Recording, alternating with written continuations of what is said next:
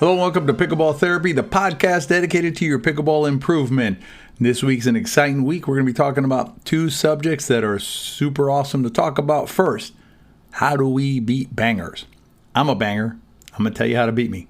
Secondly, what do you do when someone approaches you to play pickleball and you're just not interested? How about a no thank you? We'll talk about that in the riff. Stay tuned for the podcast. Paddle from a company that you may have never heard of called Diadem Sports. Diadem is new to pickleball, but not to racket sports. It's a long-standing company located in South Florida, and they spent the last 2 years designing this paddle, and it shows. The Icon offers the best playability, by which I mean combination of power, control, weight, and feel, of any paddle that Jill and I have played with or tested, and we've tested a bunch. If you're looking for a paddle with unsurpassed playability, check out the Icon paddle at diadempickleball.com. I'll link to that below in the show notes. You can use code VIPickle10 at the site for 10% off the paddle. If you want to read more about the Icon paddle, I'll also link down below to our full paddle review in the show notes. If you try out the paddle, send me an email and let us know how the paddle impacted your game. Good luck out there. All right, let's talk about beating bangers. Everybody's played a banger. Maybe you're a banger. I don't know. I'm a banger sometimes. But, everybody's played bangers. And the question is, how do you beat a banger? Very difficult. And I'm going to tell you, there is only one way for most of us to beat a banger. And that is use your best friend to your advantage when you're facing a banger. Your best friend when you're facing a banger is the out of bounds. The out of bounds specifically at the end of the court. What too many players do is they hit so many balls hit by the banger that the out of bounds never comes into play. And if the out of bounds never comes into play, the banger's going to win. The only other option is the banger to hit the net, right? But if you're playing a banger that knows how to, wail on the ball pretty good, you're going to have to let the banger's balls go. And the way to think about it is like this. You have two choices. Whenever a banger hits a ball at you, you can choose to engage the shot or not engage with the shot. That's your choice. Banger's going to do one thing, right? What's a banger going to do? Banger is going to bang the ball. That's what bangers do. That's why they're called bangers. So banger's going to bang. Then your decision, your choice, you don't have a choice on that, right? That the banger's going to bang, you can't influence that. The banger's going to do what the banger's going to do, right? That's their, it's kind of like the story of the scorpion and the frog. I'm not going to bore you with the story. You can Google it if you want, but Scorpion says, that's just my nature, right? Banger's going to bang. You, however, have a choice. Your agency or your choice that you can make is, am I going to hit the ball that the banger banged at me? And that's the problem that pickleball players make too often is they engage the ball. And if you engage balls that are repeatedly banged at you by bangers, all you're doing is telling the banger, please bang more. Please keep banging at me. Why? It's working, right? I'm not getting out of the way of the shots that you're hitting at me, so keep doing it. And we've all been there. We've all been there where somebody just keeps hammering balls at us. I've done it to players in tournaments. You just keep hammering balls at somebody. If they keep engaging with every single ball that you hit, what are you going to do? You're going to keep on hammering on those shots. And what the banger's looking for two things. One, the banger's looking for an error, right? So the banger's going to bang it hard at you, and perhaps you just miss the volley, right? Or you just clip it or hit it out or whatever, hit it into the net. Or the banger's looking for you to pop it up. Those are the outcomes that the banger wants. And when you look at it from your side, right, there's really four outcomes that you can generate when you facing a banger. One is you can hit a winner, right? That's theoretically possible, right? And if your name, if Dave Weinbach's listening to the podcast, hello Dave, good to see you, or good to speak to you. Dave Weinbach can hit a lot of hard shots hit at him, no problem. He actually counter punches them really hard, and it's really hard to drive balls at a player like Dave Weinbach. So if your name is Dave, great. Counter punch all day long. Most of us, however, have difficulty hitting winners off of balls that are banged or driven at us hard. So one option is a winner, but that's going to be pretty rare. Another option is to make an outright error. So that's either hitting it long or hitting it into the net. Right? That's another outcome, and that can be a pretty common outcome, particularly if you're not really confident with your volleying, or not confident, but not really. Maybe you haven't volleyed too much in your life, right? You don't come from tennis or some other racket sport, so you don't. Even racquetball players, they volley sometimes, but they don't volley too much. So maybe you don't have a great volley yet. And so the banger is going to take advantage of that and make you make a lot of errors on shots that the banger hits at you. The other option is you can pop it up, right? That's the other outcome that the banger is looking for. And the problem with the pop-up is once the ball is popped up, that ball is going to be slammed downward. Once a ball is slammed downward, then the out of bounds isn't as good of a play for you, or letting it go, right? So your friend, the out of bounds, becomes less available to you when the ball's being hit from up down, and that's what happens when you pop it up. And then the fourth option is a reset. And a reset's a good option, right? Where you basically block the ball and you reset it. That's great. But here's the thing. You reset the ball, what comes next? A bang, a drive, right? So you've reset it. That's fantastic. But you're going to have to deal with another bang. And then, so the question is, let's assume you could reset well, at a high level or at a high rate, right? So consistently reset. What are you going to reset for the next 5 minutes as you just get hammered with balls? So at some point you're going to have to make the decision, or at some point the best decision for you to make is likely going to be, I'm not going to engage, right? Because if I don't engage, then I don't have to worry about those 4 outcomes. The only outcome that is relevant once I decide not to engage is, did the ball land in or did the ball land out? And I'm going to give you a clue in a second as to how to decide whether the ball is likely to land in or land out. You'd like to help your friend or family member learn how to play pickleball, but how? Now it's easy.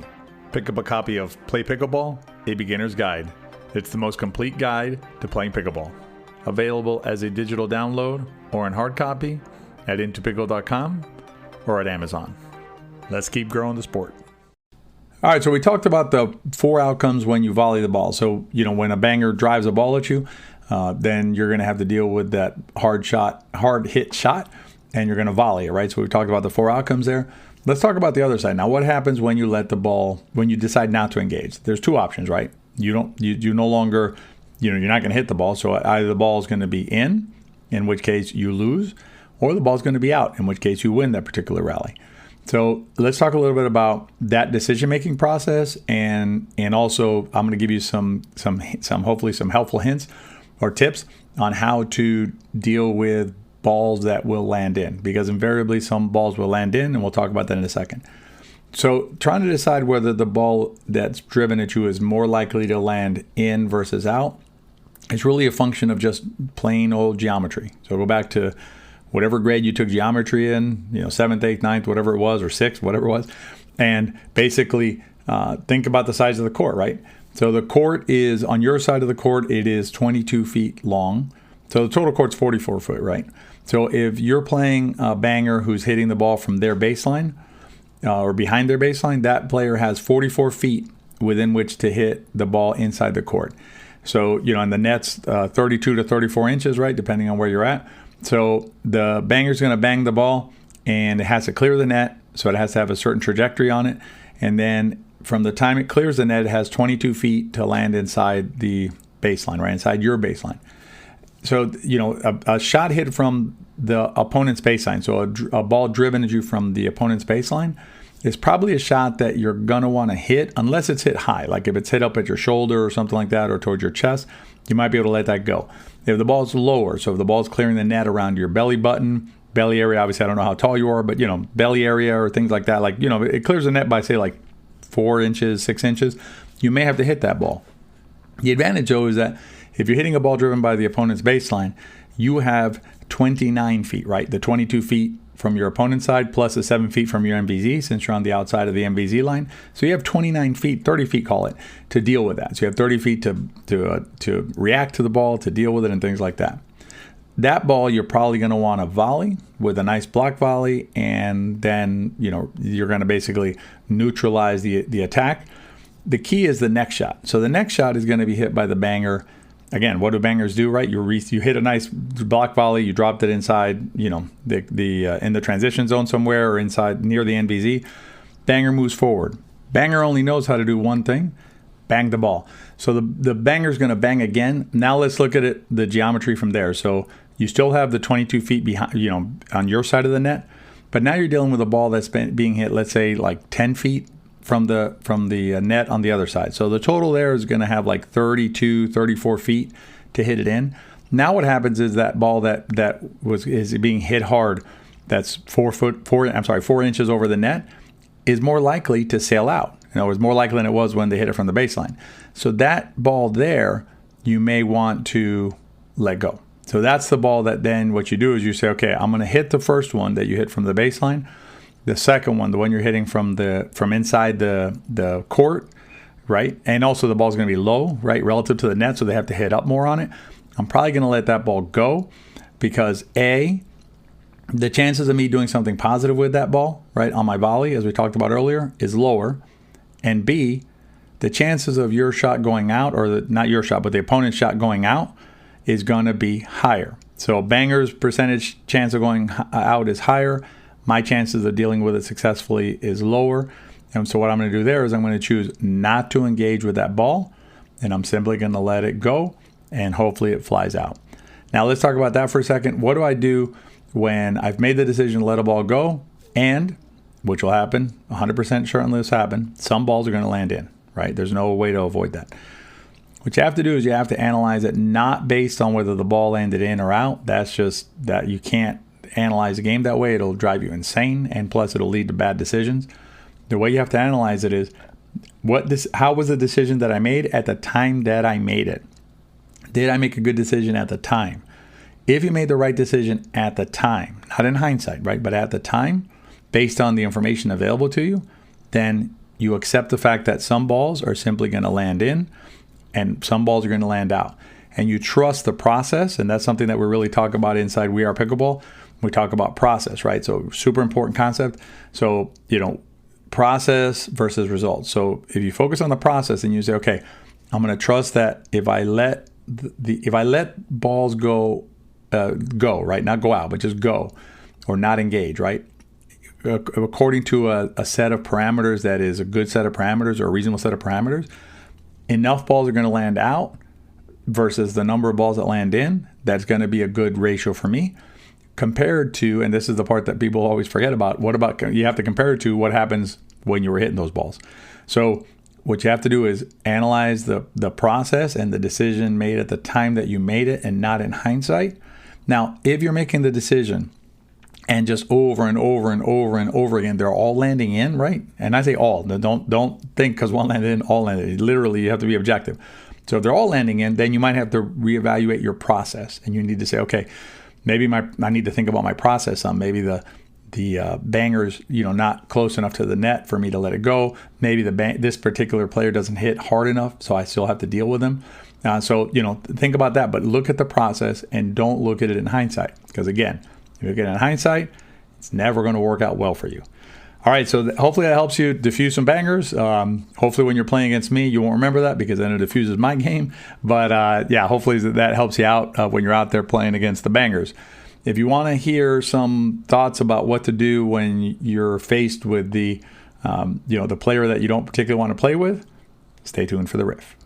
Our 2021 VI Pickleball camps held by CJ Johnson and myself in Lake Tahoe, Nevada this September are currently sold out. You can get on the waiting list for those, but we will be holding our 2022 camps in January in lovely Tampa, Florida. It'll be a great time of year to come to Tampa. If you're interested in receiving information about the camps, send us an email at camps@wearepickleball.com. Again, camps with a plural at wearepickleball.com, and we'll make sure you get that information. Let's see if this ever happened to you. You're at the pickleball courts and someone comes up to you to ask you to play pickleball and you're like, ooh, in your mind, you're like cringing. You're like, I don't really want to get on the court with this player. And hopefully it's not just because the player is not at your level. Hopefully, you're playing with players that not at your level because, remember at some point you weren't at your level either. And there was someone better than you who played with you and got you to your level. So it's not a level of play thing. I'm talking about the kind of thing where it's just a disagreeable person who just makes you feel bad, makes you feel uncomfortable, whatever the reasons are, right? It's just not a positive thing for you to be on the court with that player. So the question is what to do, right? Do you just suck it up and go out there and play with the player and that's life?